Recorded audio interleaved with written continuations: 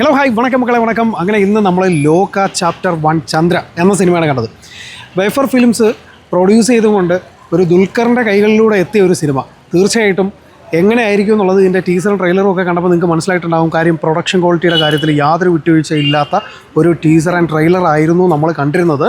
But സിനിമയിലേക്ക് വരുമ്പോൾ visual spectacle എന്ന് പറയാൻ പറ്റുന്ന ഒരു ഗംഭീര ഐറ്റം എന്ന് ഞാൻ ഒറ്റ വേർഡിൽ ഞാൻ പറയും. കാരണം എന്താണെന്ന് വെച്ച് കഴിഞ്ഞാൽ ഒരു കാലത്ത് നമ്മുടെ തെലുങ്ക് അല്ലെങ്കിൽ കന്നഡ മൂവീസിലൊക്കെ ഈ തട്ടുപൊളിപ്പൻ സിനിമകൾ മാത്രം വന്നുകൊണ്ടിരുന്ന ഒരു സമയത്തായിരുന്നു പെട്ടെന്ന് മഗധീര പോലൊരു സിനിമയൊക്കെ കൊണ്ടുവന്ന് രാജമൗലി വേറൊരു വേൾഡ് ക്രിയേറ്റ് ചെയ്തത്. സോ അത്തരത്തിലായിരിക്കും ഈ ഡൊമിനിക് അരുൺ എന്ന സംവിധായകൻ കൊണ്ടുവന്നിരിക്കുന്ന ഈ ലോക എന്ന് പറയുന്നൊരു മൂവി.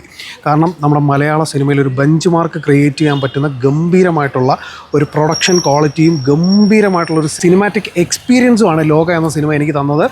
സിനിമയിലേക്ക് വരികയാണെന്നുണ്ടെങ്കിൽ പ്രധാന കഥാപാത്രങ്ങളെ അവതരിപ്പിച്ചിരിക്കുന്നത് കല്യാണി പ്രിയദർശൻ, നസ്ലൻ, ചന്തു, പിന്നെ നോക്കുകയാണെന്നുണ്ടെങ്കിൽ സാൻഡി മാസ്റ്റർ, നിഷാന്ത് സാഗർ, പിന്നെ നമുക്ക് പരിചയമുള്ള ചില മുഖങ്ങളും ക്യാമിയോസായിട്ട് എത്തുന്നുണ്ട്.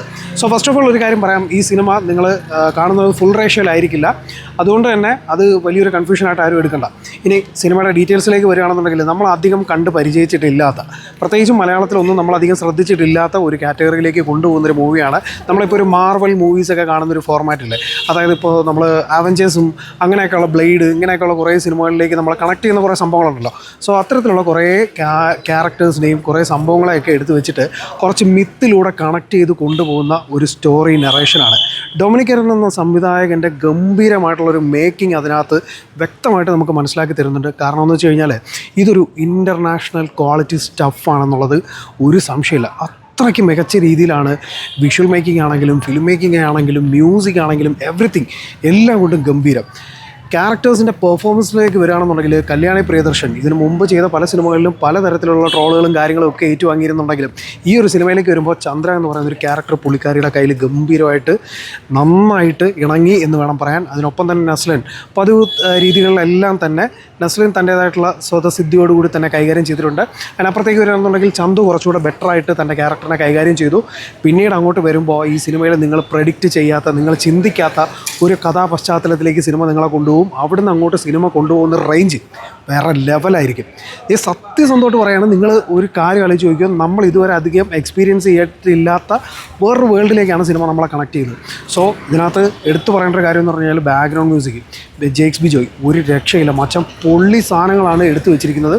അതുപോലെ തന്നെയാണ് സിനിമയുടെ സിനിമാറ്റോഗ്രാഫി, നിമിഷ് രവി ഒരു രക്ഷയില്ല. അണ്ണാ നിങ്ങൾ എന്തൊക്കെയാണ് ഈ കളേഴ്സ് വെച്ചിട്ട് കളിച്ച് വെച്ചിരിക്കുന്നത്, അമ്മാതിരി ഐറ്റങ്ങൾ. അതുപോലെ തന്നെ കോസ്റ്റ്യൂം ഡിസൈൻസ് ആണെങ്കിലും എവറിത്തിങ് പൊള്ളിയായിട്ട് സെറ്റ് ചെയ്ത് വെച്ചിട്ടുണ്ട്. എഡിറ്റിംഗ് വേറെ ലെവൽ സാധനം.